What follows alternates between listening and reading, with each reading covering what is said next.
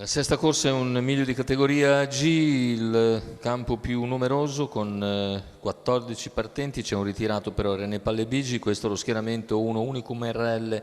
2 Shark Attack, 3 Zea, 4 Broni del Sauro, 5 Brevarzak LG, 6 Spritzholz, seconda linea 7 Alfredo Dipa, 8 Zeburisaya TRGF,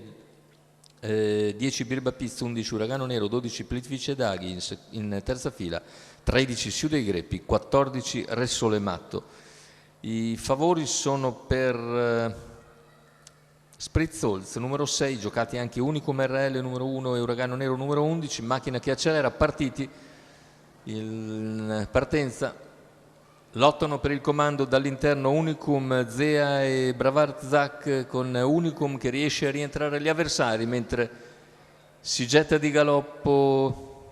numero 3 Zea, in seconda squalificato. posizione Serra Sotto, Shark Attack. Numero 7 Alfredo Dipa, squalificato. Alfredo Dipa è squalificato a sua volta e così in vantaggio Unicum RL che si appresta a completare i 400 iniziali e lo fa in 29,6. La seconda posizione per Shark Attack, poi vediamo che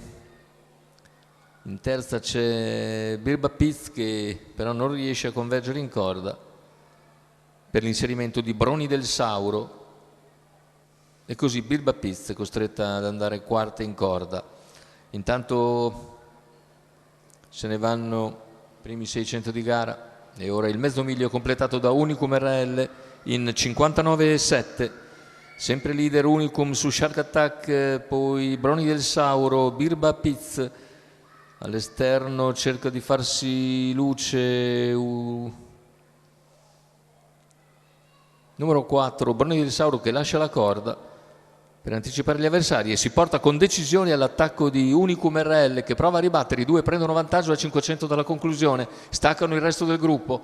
arriva il paletto dei 400 finali, Broni del Sauro attacca con decisione ma Unicum RL replica bene, i due alle prese all'attacco della curva conclusiva. Gli altri decisamente più discosti, superata la metà della piegata e ancora si ripropone Broni del Sauro su Unicum RL, Broni del Sauro attacca ancora, Unicum RL difende la posizione, nuovo attacco di Broni del Sauro, replica Unicum sul palo però è Broni del Sauro che di misura riesce a prendere il sopravvento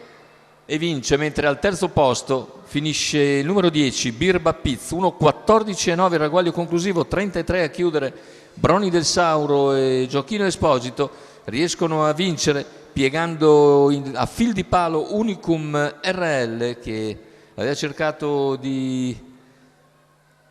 triplicare con Matteo Zaccherini il percorso di testa vincente nelle due occasioni precedenti, ma sul palo vedete Broni del Sauro e Gioacchino Esposito passano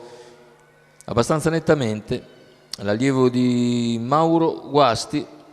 per la scuderia XG viene a vincere questa sesta corsa dall'Arcoveggio, secondo posto per Unicum RL, al terzo il numero 10 Birba Pizz.